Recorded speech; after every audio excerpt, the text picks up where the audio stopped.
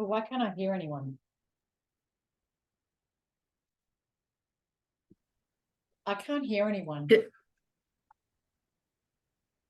Hello, hello. Thank you guys for joining us. For all of you who have jumped on a little early, we are set to start at 3 p.m. Eastern Standard Time.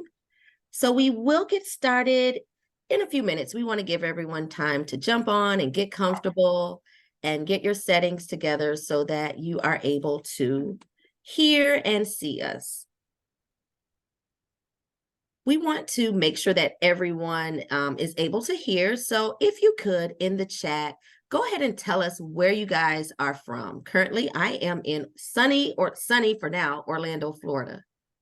So where are you from? Just go ahead and drop it in the chat. Oh, Miami.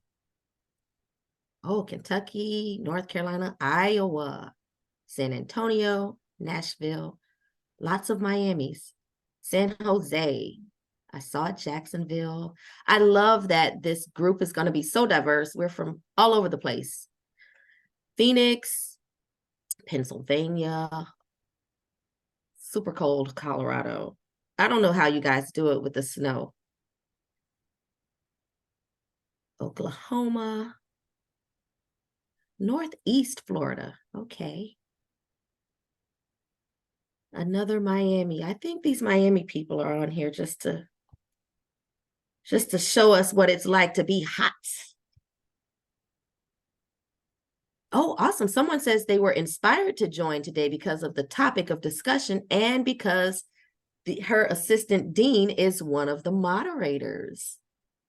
I am honored, Dr. Naima. Glad to have you here. Detroit, Michigan, Portland.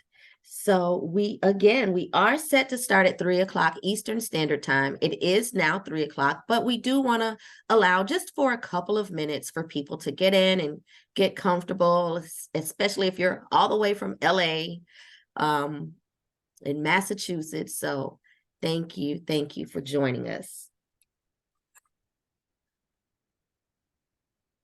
And if this is your first time joining the University of Arizona Global Campus for our speaker series, welcome.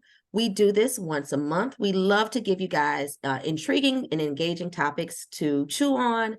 And we have such great partners to jump on with us, such as today. I'm very excited about today. So we will get it started in about 2 minutes.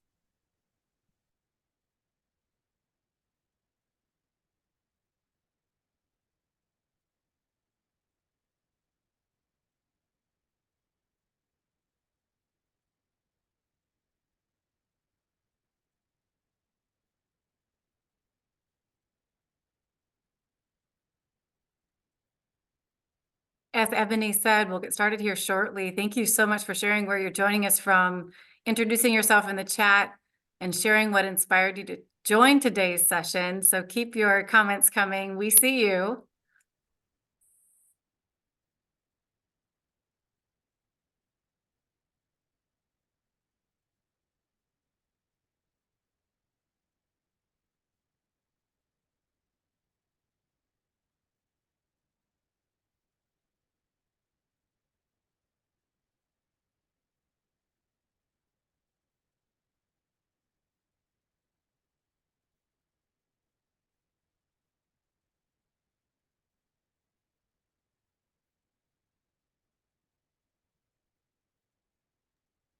Dr. Warrell, are you ready to start?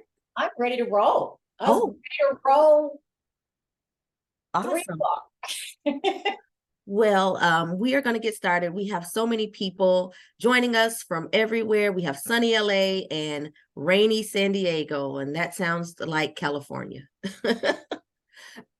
So greetings from everyone here at the University of Arizona Global Campus. Thank you for joining us today for today's Engaging Thought Leadership Series event, Learn, Unlearn, and Relearn. Level up your thinking and lead with curiosity and courage. Presented by UAGC and the Forbes School of Business and Technology. I am Ebony White, and I am a part of the business services team. And it gives me such great pleasure to welcome you all to our Thought Leadership series. So, one of UAGC's unique differentiators is our Forbes School of Business and Technology and its very vast global network of experienced thought leaders.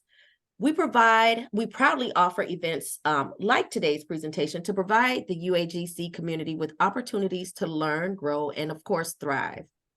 As a matter of fact, we will be hosting another great event next Thursday on February 29th, 11 a.m. Pacific Standard Time called Thriving Minds, Nurturing Wellness, Inner Motivation, and Achieving Goals. And this will be Strategic Conversation for Business Success. And it is also presented by our Forbes School of Business and Technology Center for Women's Leadership. We will share the registration link in the chat at the end of this presentation for anyone who is interested in attending. So now, let's talk about today's event. Today, we will feature a discussion on the importance of embracing courage, discomfort, and uncertainty aimed at helping others cultivate a mindset that adapts to new circumstances and other related topics from, of course, our esteemed Dr. Margie Warrell's book, Stop Playing Safe. I have it. Oh, you can't see it, but I have a copy of this book and I absolutely love it. I'm going to stand on my little platform right now and talk about it in a second. But Dr. Margie Warrell's book, Stop Playing Safe, and as a bonus, all attendees today and participants who attend this event will receive free access to Dr. Margie Warrell's Living Bravely video course. And you absolutely want to take advantage of that. After reading this book, I know I'm excited about it. A link to this special offer will be shared in the chat shortly. So now I want to introduce our moderator for today. Dr. Katie Thiry is the Assistant Dean of the Forbes School of Business and Technology and holds the prestigious distinction of Fulbright Specialist and esteemed recognition presented by the United States Department of State's Bureau of Education and Cultural Affairs. She is and World Learning to acknowledge her significant contributions to academia and her potential to foster international education and cultural partnerships. We absolutely love you, Dr. Thiry. Thank you for being our moderator today. And now I am pleased to turn it over to our very own Dr. Katie Thiry. Well, thank you so much, Ebony, for the introduction to this next hour. I see you, Flory and Sherry. Thank you so much. I appreciate your sentiments as well. Welcome, UAGC guests, esteemed colleagues, aspiring graduates of the Forbes School of Business and Technology. I'm Dr. Katie Thiry, and it is my privilege to moderate a discussion with the well-regarded Dr. Margie Warrell, author of, you heard it here, Stop Playing Safe, You've Got This, Brave, Make Your Mark, and Find Your Courage, all of which inspire people to lead braver lives and make a greater impact. Before our session, Margie said to me, you cannot learn what you need to know if you aren't open to new ideas or admit when you are wrong or be willing to change your mind. That takes courage, she said. So before I introduce our guest speaker to share her insights and experiences, I invite all of you to think about and first acknowledge the tendency we all have to look for information that confirms our existing beliefs or expectations and even ignores or dismisses evidence that contradicts what we believe to be true. When an assumption sinks into our brain, it sorts it, it files it, and even reorganizes facts to support our assumption. So whatever inspired you to join today's session to learn, unlearn, and relearn, I invite you to challenge your own assumptions, challenge your current beliefs, challenge what you consider to be true about yourself or true about your circumstances, and most importantly, challenge what you believe to be your obstacles. So as we take in information, we file it in an existing file system that we've created, right? We assess new information against information, experiences, and perceptions we already have. And this refers to a very well-researched concept called confirmation bias. So whether you believe something to be true or not, we find evidence to support that. And it's time, I think it's Tony Robbins that does a very quick exercise. So if you'll do this with me right now, Look around your physical room, the room you're in right now, and make a mental note of everything that you see that is brown. Take a moment, because I'm going to ask you about these items and these physical objects, maybe living beings like the dog or the cat. I see my coffee, my wood desk, my dog. Now close your eyes. Don't cheat, really close your eyes. With your eyes closed, list everything you just saw that was red. Now open your eyes. I suspect you saw a lot more brown than red, right? Obviously, because I asked you to look for brown. So now look again. This time, look for red. I see my office rug, the pen on my desk, the Firefox icon on my computer screen, a photo in my office of my husband wearing a red shirt. Did you find more red this time? Why? Because you're looking for red, right? Once you develop a belief, you simply notice or even more actively seek out information that supports it. Some of those objects are red, right? And some of those objects are brown, but look at them again. Really, look at them again. Did you categorize some as red or as brown in order to be successful in the exercise?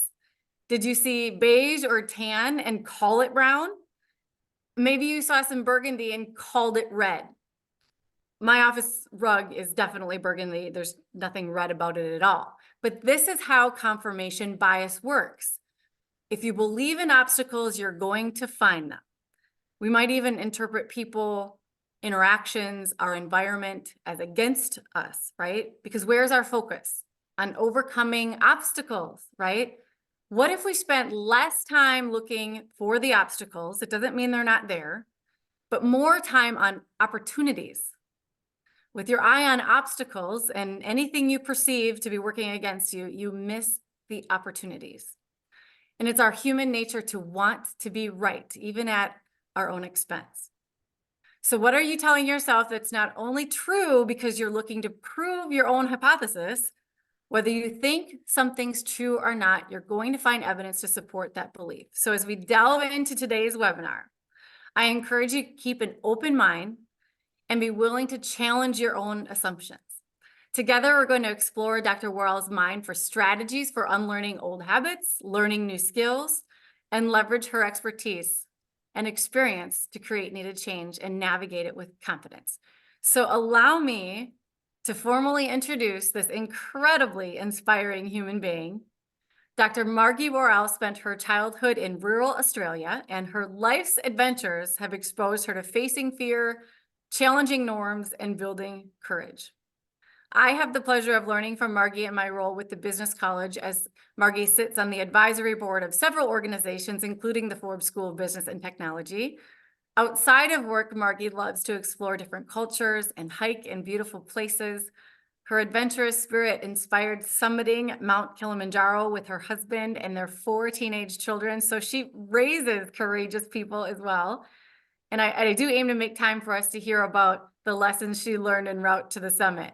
So lean in, everyone. I encourage each of you to actively engage, ask questions. We're going to get to as many as we can in the chat. I'll be watching those. Challenge your own assumptions about yourself and those assumptions about your circumstances. Welcome, Dr. Margie Warrell. Well, thank you, Katie. It's great to be with you. And hello, everyone. Thank you for joining us today. And I'm hoping that the next, what have we got, about 40 minutes or so, 45 minutes is just really valuable for you. And please do pop your questions into the chat. And we're going to be, asking as many as we can of me. But Katie, over to you in terms of just firing off. Thank you. I have the luxury of the mic, but I'll be watching the chat for your questions as well. I'll start it off, Margie, though. Through your work with organizations, many of which folks you might be familiar with, NASA, Google, Morgan Stanley, the Australian Federal Police, Amazon, to name a few. Margie, you work with these organizations and you guide individuals and groups to cultivate a courage mindset, and you continue to write and speak extensively on this topic. Mm-hmm. What inspired your passion for leading with courage and living bravely? And then I'll add on to that what inspired the passion, but how did you discover that that's what individuals and groups needed? Yeah, well, great question. And I get asked that question a lot. So as you already said, I grew up on a dairy farm in rural Australia. And I think it was a fairly unsophisticated childhood, fairly remote. And when I was about 10, I was desperate to learn to ride a horse. And my dad milked cows. There wasn't a lot of money. And we ended up winning a horse in a raffle. And I remember going out every morning before school, every afternoon. He was kind of wild and crazy, and just bridling him up and saddling him up and just refusing to let my fear of falling off keep me from just continually getting back on and often falling off. And after a while, I got better and better at riding. I got less and less afraid. And I think it was years later that I was able to articulate it this way. But what I realized I learned through that process is that growth and comfort can't ride the same horse. And if we're only doing what's comfortable, which means we're not doing anything that makes us feel nervous or afraid, or where we could mess up or make a fool of ourselves, then we're never going to grow into who we can be and learn skills and just develop in our own potential in who we can be as a human. And so I eventually left my parents' farm, went to the city, went to university, first generation to do so. And then I went traveling around the world, and I've since lived around the world. But time and time again, when I meet clever, creative, incredibly capable people, the number one thread that I have seen that keeps people from living the fullest life they're capable of living, using their talents, their strengths, their gifts, their opportunities, their resources, is ultimately boils down to their fear in some way, shape, or form. It could be a little voice in their head saying, who do you think you are to do that? Or you're not smart enough, or you're not good enough, or no one's ever going to listen to you. And so fear, that emotion of fear, which is wired into our psychological DNA to keep us safe, our species, humans wouldn't be here without it, is actually also the number one barrier to our growth and to us living rewarding lives, to having meaningful relationships. And it's what also keeps people stuck in a very fixed mindset that keeps them from learning and unlearning and relearning. So my own journey, and it said that we often teach best what we most need to learn. Well, I've had to practice being brave a lot because I have a lot of fears and a lot of doubts. And it's easy sometimes to look at someone and you might go, oh, they're quite successful. They've never doubted themselves. They've never worried about being rejected. They've never had setbacks or had things not work out. And I can tell you that is absolutely not true. But courage isn't an emotion. It's a decision. It's a decision to take action even when we are afraid. And it takes courage to challenge our own best thinking and what we hold to be true. And so often we live with these mental maps of how the world works. It's like, well, someone like me can only do that, and it's impossible to do this. And I tried that once and failed, and I'm never going to be any good at public speaking or networking or math or managing money or being fit, or I'm not a morning person. I can't possibly get up and exercise. And we have all these fixed beliefs about ourselves that keep us from even trying. They become this like invisible barrier we don't let ourselves cross. And so it takes courage to challenge the stories that you're telling yourself and what you tell yourself is true. But if there's one thing I want you all to really internalize, is not everything you tell yourself is true. It's just the story you're telling yourself. And then the sooner you can get, just because I think it's this way doesn't mean it is this way, whether it's about myself or about opportunities. As soon as you get that, that's just your creation, your mental map of things, that actually opens up a whole world of possibilities for you to go, well, maybe I can do that, and maybe I could do that, and maybe it's not impossible. Or just because I failed at something doesn't mean I can't learn and get better and succeed in the future. I just have to identify what I was doing that was getting in the way of me succeeding, and mine the nuggets that failure holds and use them. So long answer to your question, Katie, but I'll just pause there. Well, that resonates so well with me. And as a fellow equestrian, I can say there's nothing safe about riding horses, but we do it anyways, right? And the more skill we gain doing it, the more confident we become and the safer it becomes. And I think what you're saying also, Shaharnaz, am I saying your name correctly? Shaharnaz Moore, you're resonating there as well. What if it causes a lot of stress? You're leading into the question that I have next. I'm really thrilled that, as we shared at the beginning of the session, that attendees will get access to your 4-part video series on leading with courage and living bravely, tying into a question that's already been thrown out there. Today's theme, as we know, learning, unlearning, relearning. Why is this so relevant for us in our careers today, in our lives in general?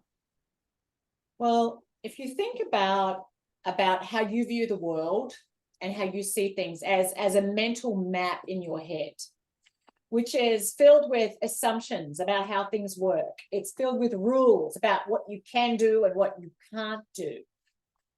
It's filled with labels you might put on yourself, you might put it on someone else. Those people, that group, they're all insert label here.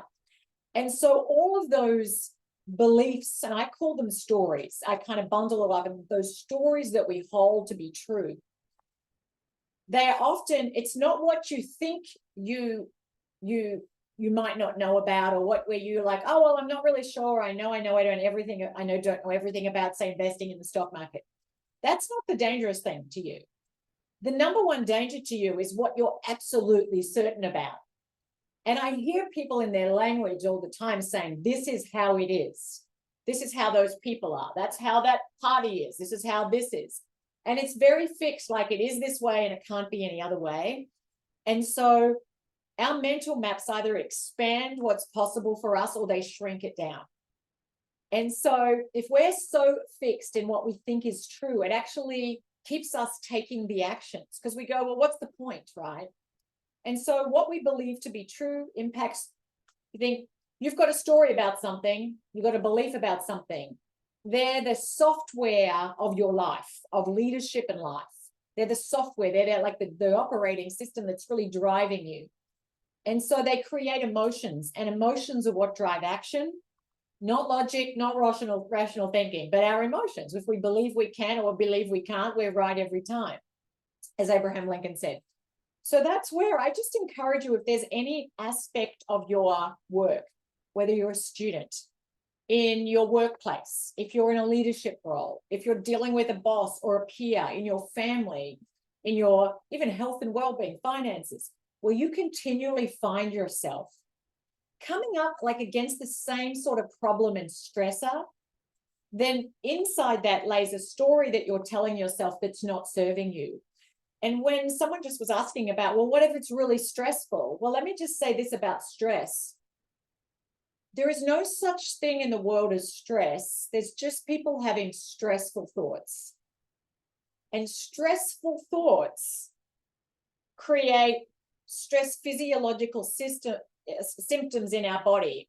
My chest gets tight. I clench my stomach gets maybe nervous, or so our stressful thoughts are what impact in our physiology, and then over time can create disease, like dis-ease in the body. If you break the word down, disease, it's a lack of ease. It's because we're out of ease because our thinking. And that doesn't mean there's not stressful situations. We've all been in stressful situations where there's a lot of stressors, but it's actually how we are processing them. That's why someone who's working in ER that's been there a long time can go through their day and they're not stressed out of their brain all day, because they've learned to calibrate. Okay, someone's come in, they'll respond in a constructive way, not a stressful way, because they know, okay, I got this. I know this information. I know I need to do this. And so I would just challenge you when you go, well, I can't do that because it's so stressful. I would say it's not that it's so stressful. It's the mindset that you're bringing to it that's actually creating a lot of stress. And the more stressed you think you talk about something, oh, it's so stressful, I feel stressed, you actually dial up your stress. If I was to talk for 5 minutes about how stressed I am, I literally would feel more stressed at the end of it. Like that would become my reality. And so just recognizing that we human beings live in language. We are linguistic beings. We live in language, our emotions, and our body, these three domains of being from an ontological perspective. And I don't want this to get confusing, but your language creates reality. The words you speak become the house you live in. And so what you're saying, I just encourage people, think about what you're saying and how you're describing things, because your subconscious hears it, processes it very literally. So if you're going, it's impossible to do that, it's a nightmare. Oh, you're talking yourself down. You're saying things about yourself. I'm hopeless at this. This is super stressful. I'm super stressed. It actually manifests more of that. So just being mindful, one, of your language, two, of the emotions that you're feeling when you're feeling yourself not feeling grounded, calm, optimistic. Ask yourself, what's another story that I could be telling myself right now? How else could I be framing this situation? And where do I need to challenge what I think I know so that actually I can learn and relearn what it is I need to know? Margie, I'd love to add to that. What if that, whatever that is, right? What if that is not true as it relates to the stories and the narratives that we tell ourselves, or our interpretations, perceptions of the world, interactions around us? I'm watching the dialogue in the chat. Stephen Bartholomew and Michael Baxter. Stephen, your comment, my whole life is a lie, and I'm putting my tone on that, right? And watching the chat, Michael responding with Michael's sentiments to that. And you're prompting me to also, along with them, reflect on a conversation that I had years ago with my mentoring coach. And I was sharing my personal truth, my experience of what was occurring, whatever the circumstance was that I was, spewing out, spitting, here's my reality, this is what's happening. And she kept saying to me, well, what if that's not true? And every time she asked me the question, Margie, I got more and more frustrated because and would respond with, not just thought, but it is. I'm telling you, I'm giving you facts. This is what happened. And she kept saying to me, but what if that's not true? And I confess, here I am years later, I don't think I understood what she was saying, because I felt she was challenging. I'm giving you facts. I'm telling you what's happening. Are you telling me that my perception is off? It wasn't until I started asking myself Stephen, that question, what happens if this is a lie? What happens if this is not true? Then what?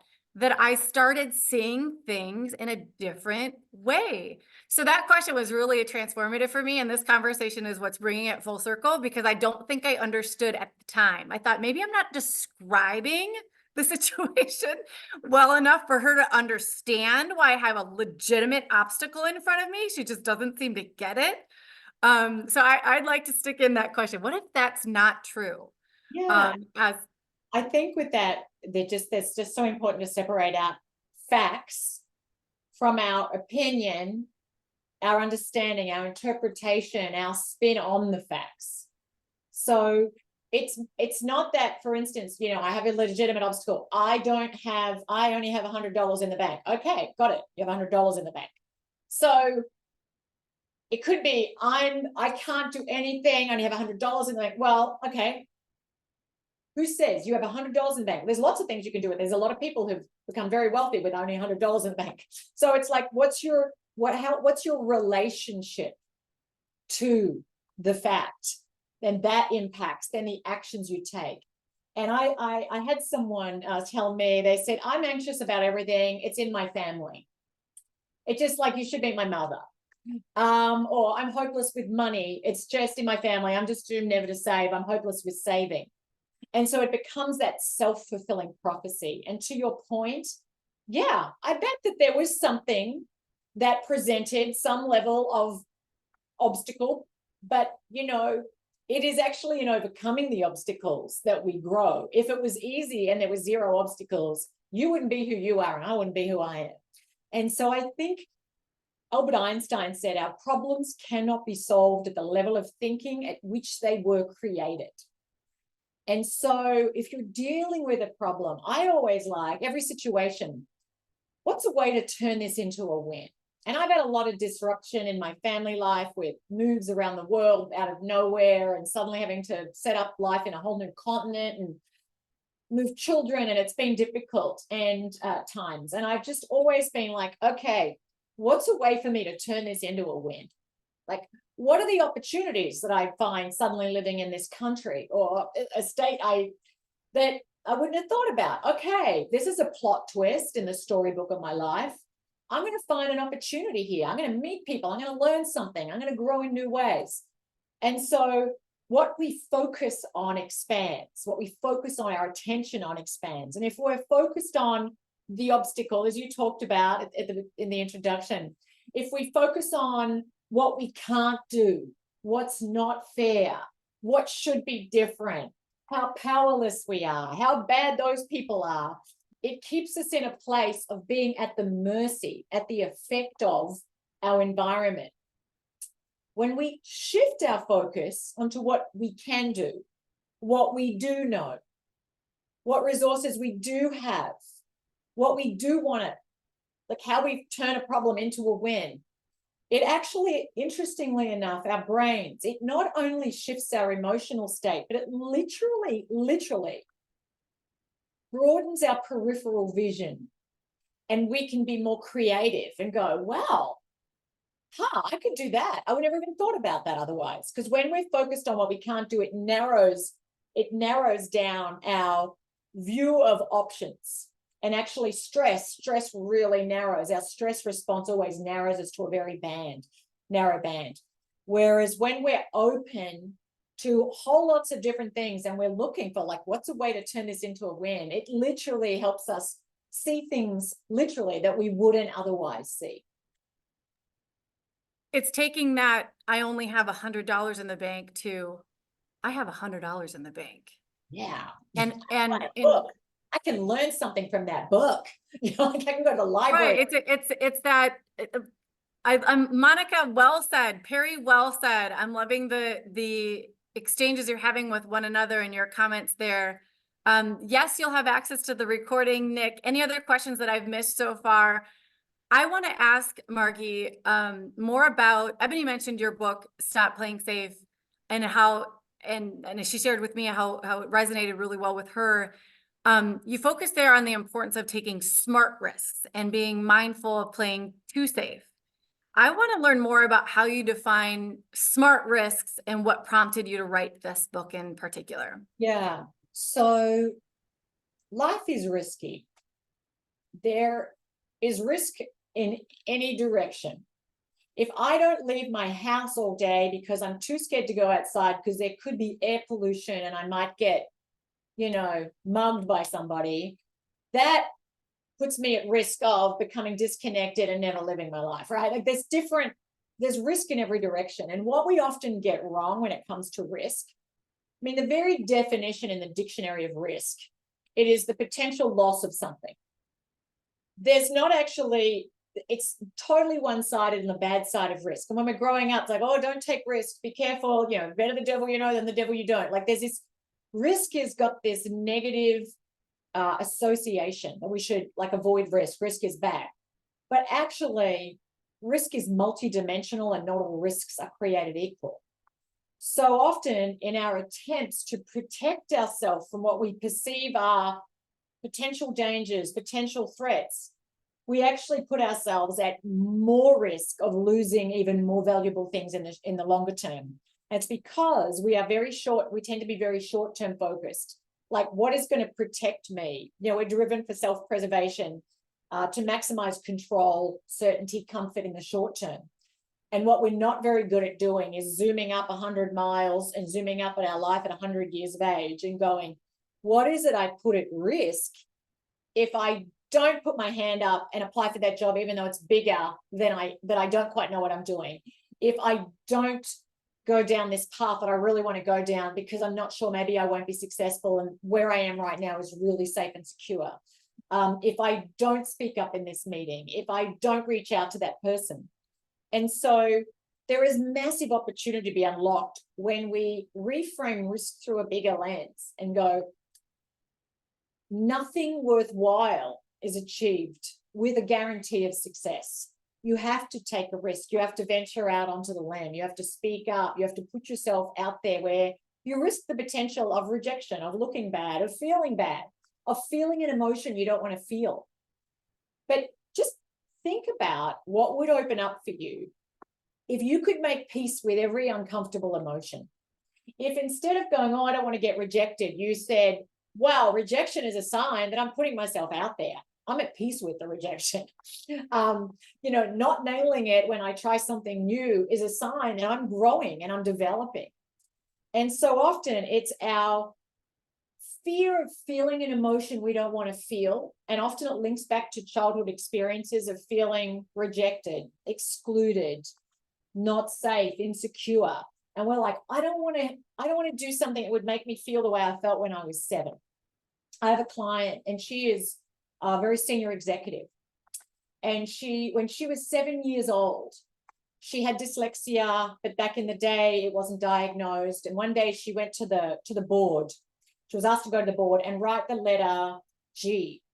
And she couldn't write it the right way. And her teacher was a fill-in teacher who didn't know she had this learning challenge and was like, she got really frustrated with her. In the end, she said, oh, for goodness sake, I can't go back to your seat.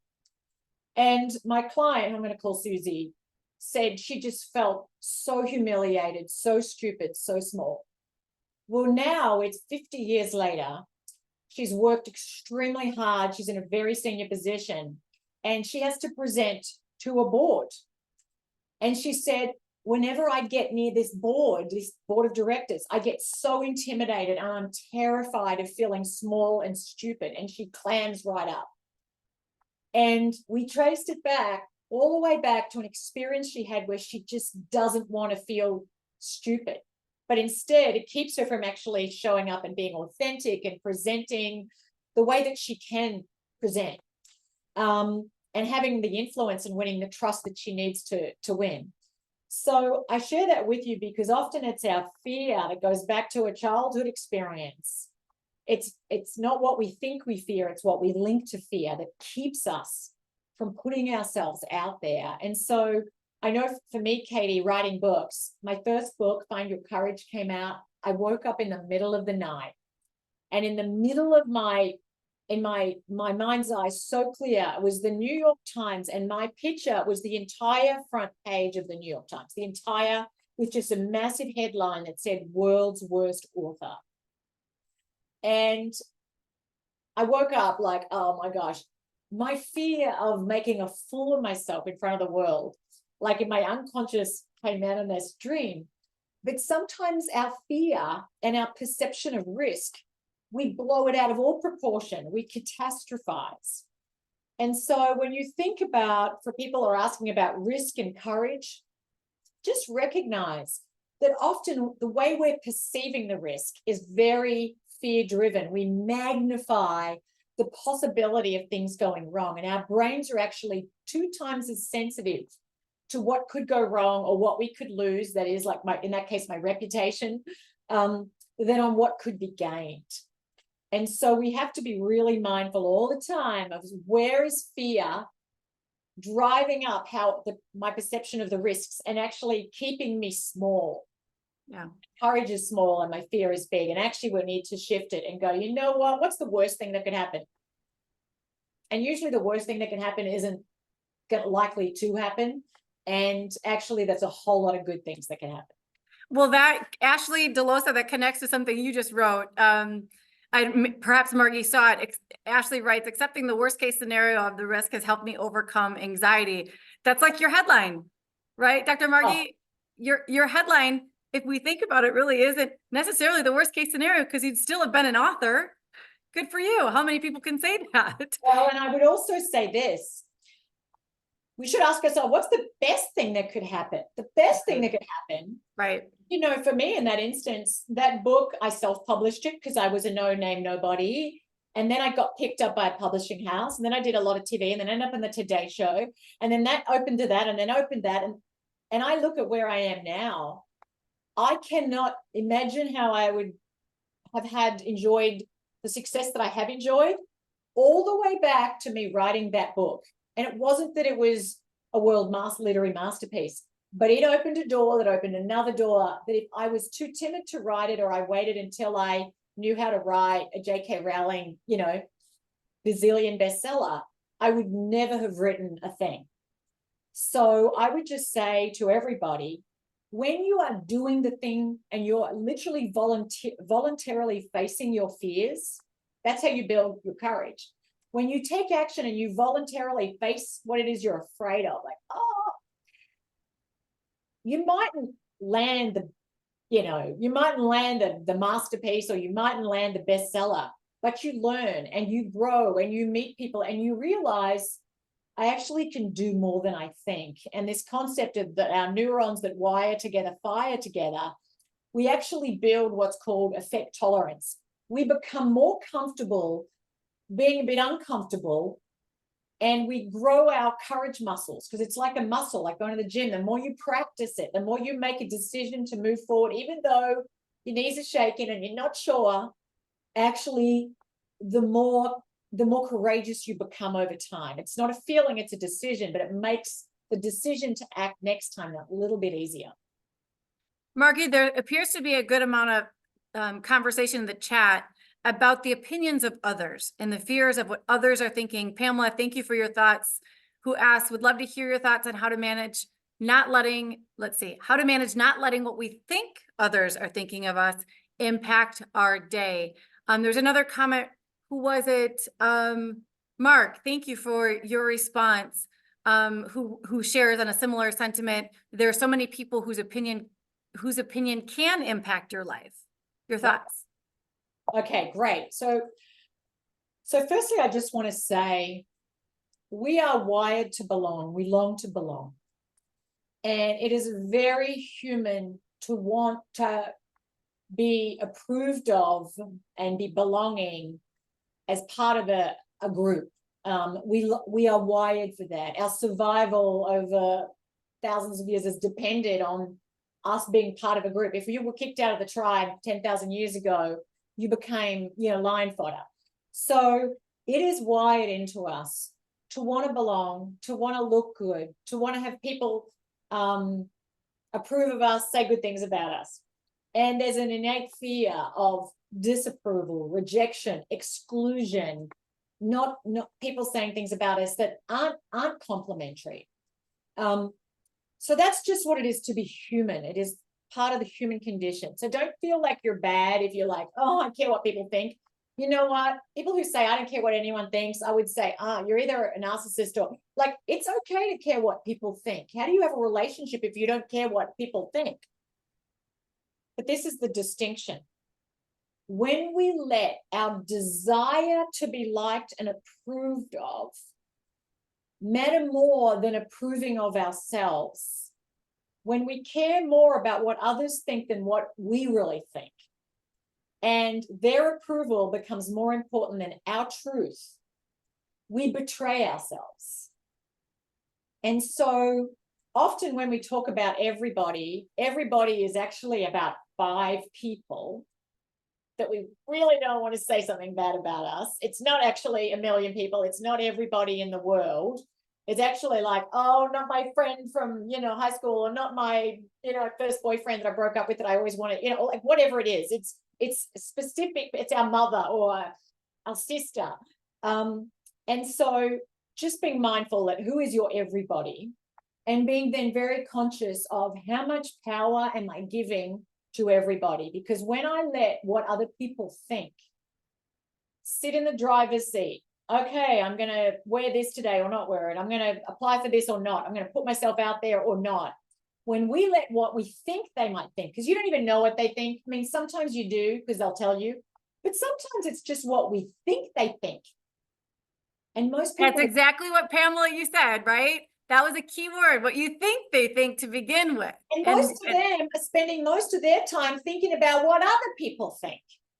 And so, as Dr. Seuss said, those who matter don't mind, and those who mind don't matter. So just being mindful of how much power am I giving how much of my power am I giving to other people because I'm letting what they think matter more than what I think? And secondly, the kind of people that you want to hang out with, can I just say this too?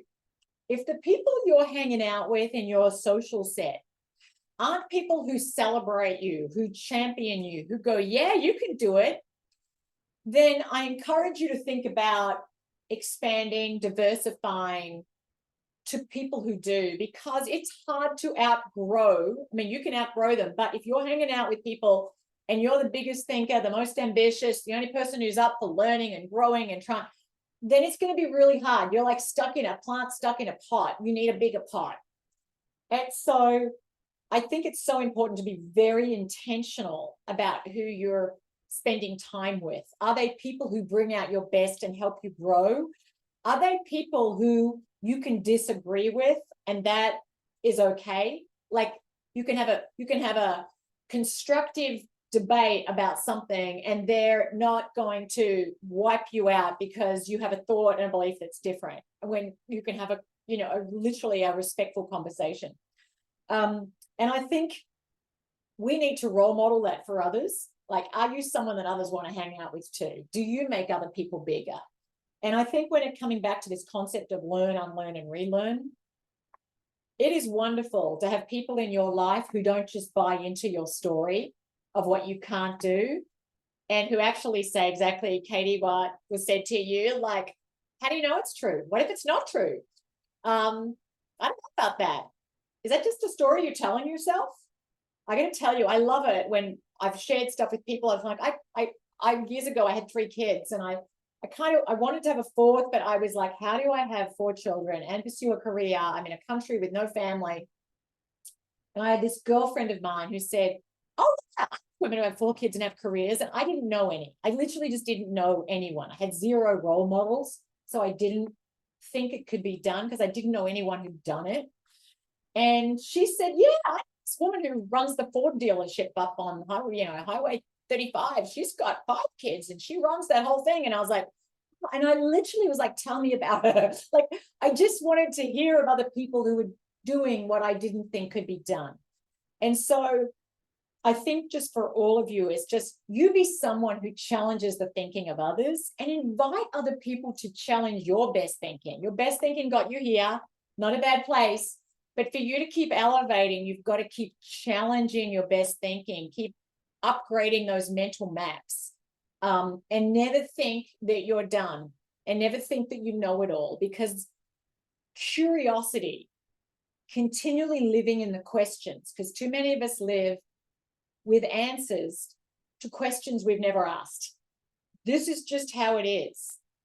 And stepping back, you challenging your own best thinking, but inviting other people, saying, what could I be missing here? Thinking of people go, how might they view this situation? What's some other facts?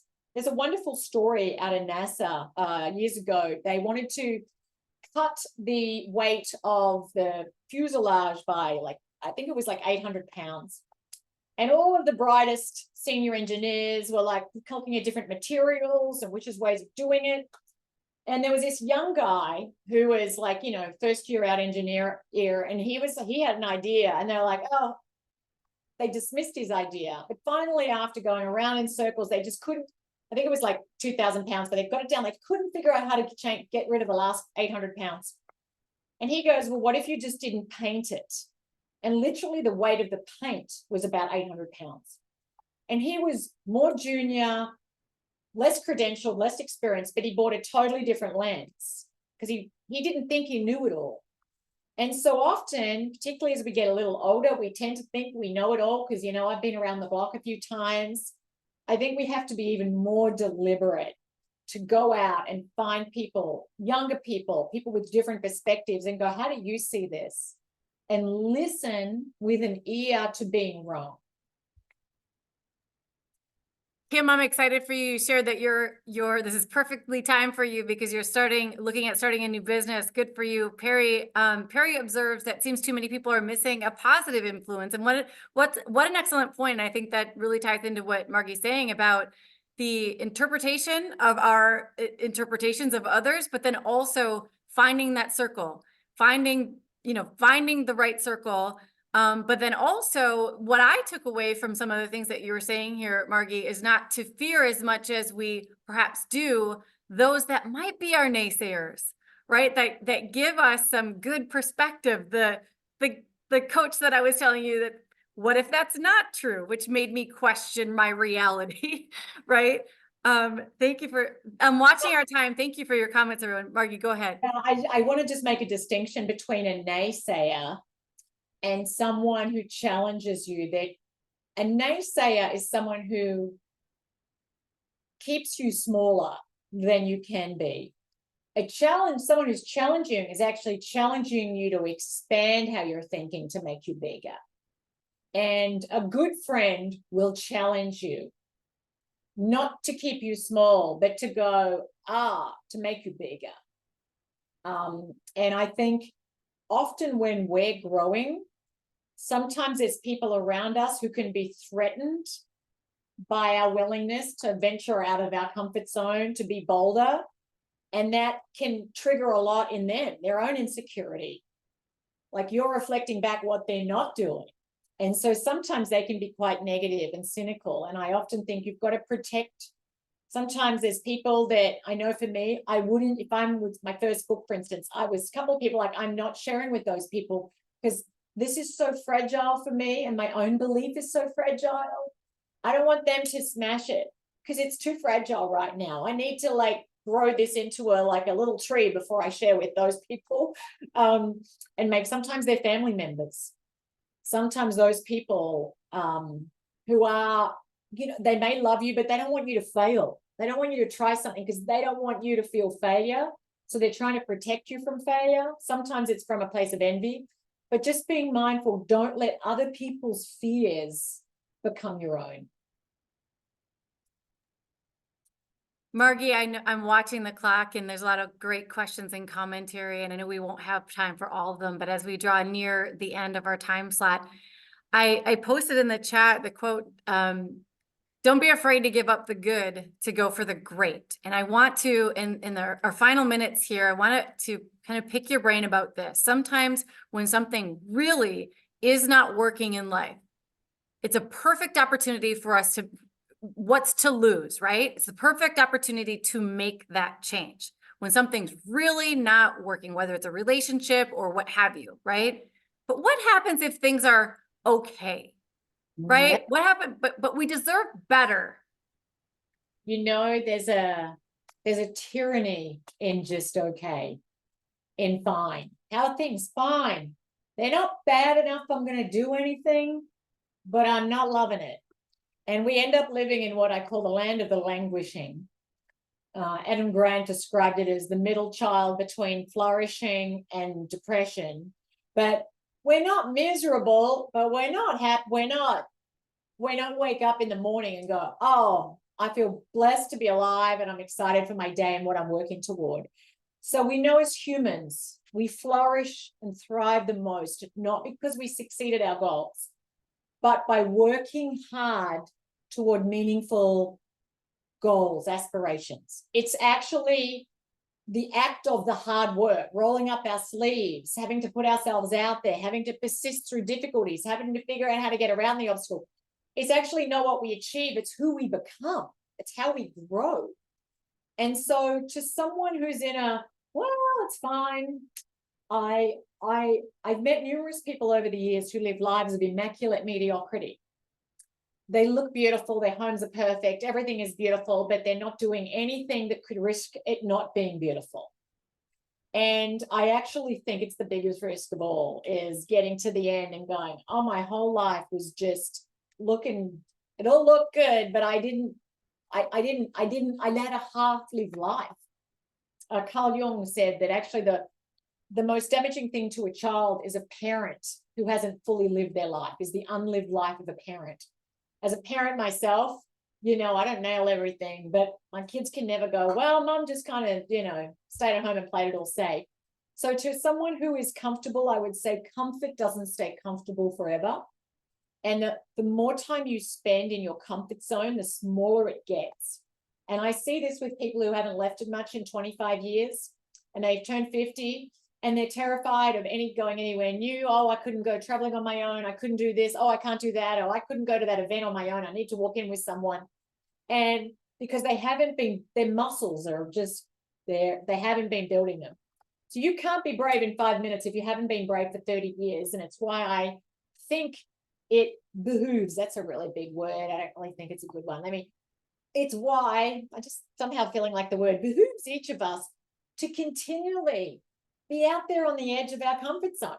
Like be out there where you're a little uncomfortable. Actually, earlier today, I spoke at an official event in Washington, D.C. with some ambassadors and important people. And I was really uncomfortable. I was like, all these people who are, one of them was a former head of state. And I was like, okay, I'm feeling vulnerable. I'm nervous, but I'm growing. I'm out there on the end of my comfort zone. This is me living. And so I would just encourage, if you're kind of comfortable, you mightn't want to do something big, but I encourage you, what's something you could do today that's a bit uncomfortable? And if it's not making you a bit uncomfortable, think of something a bit bigger. Invite someone over, reach out, you do something. Because often our perception is going, oh my God, what if they say no, if they reject me? And you realize, well, they say yes most of the time, and the ground didn't open up and you didn't fall into a hole into the center of the earth. And you go, you know what, I can do that again. And so if anyone's watching and you're in a workplace situation, the number one thing I think accelerates people's careers or stymies them is their courage to put themselves out there and speak up in meetings and put themselves forward and take initiative and be proactive, and risk the odd rejection. But that is also what opens up a massive door of opportunities, because people start knowing you as someone they can count on that does that, versus someone who sits quietly in the corner waiting to have all the ducks lined up in a row, waiting for a perfect moment. Margie, thank you so much for your inspiring insights. And I'm looking at such inspiring comments in the chat as well. Thank you to our attendees for your active participation, your insightful contributions as well in the chat here. You are seen, you are appreciated. I'm sorry we couldn't possibly get to every question or every comment, but you're seen and appreciated. Today we explored the power of courage, the importance of embracing uncertainty. Thank you for sharing your stories in the chat as well.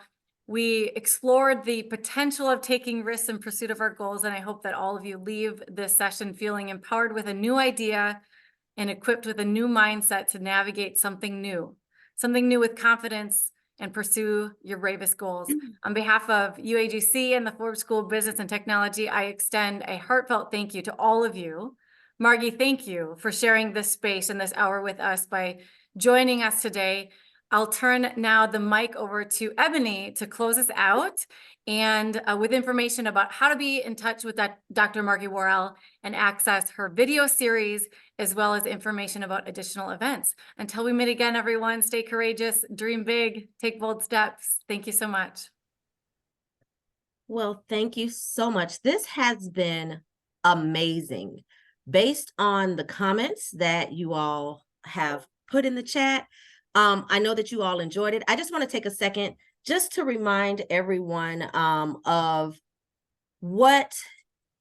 how this book has changed my life. Like, I bought this book as soon as I heard that I was going to be introducing you all, and it has truly been transformative. What it did for me, Dr. Margie, is it called attention to some of my patterns of thinking that were becoming an obstacle to my growth.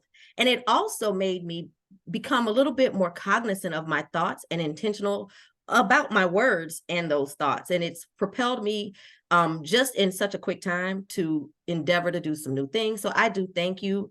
I am so happy that we've had this opportunity, and I hope that you come back to join us for our thought series again. If you are interested in taking advantage of you didn't talk about that, the Live Bravely series, Dr. Margie, did you want to say anything about that? But if you would just share the URL with everybody, or they can go to my website, margiewarrell.com, and find it. But yes, if you could share the URL in the chat or send it out to everybody afterwards, that would be great. Awesome. Well, thank you all for joining us, and we hope you have an amazing day. Take care. Thank you. Bye-bye, everyone.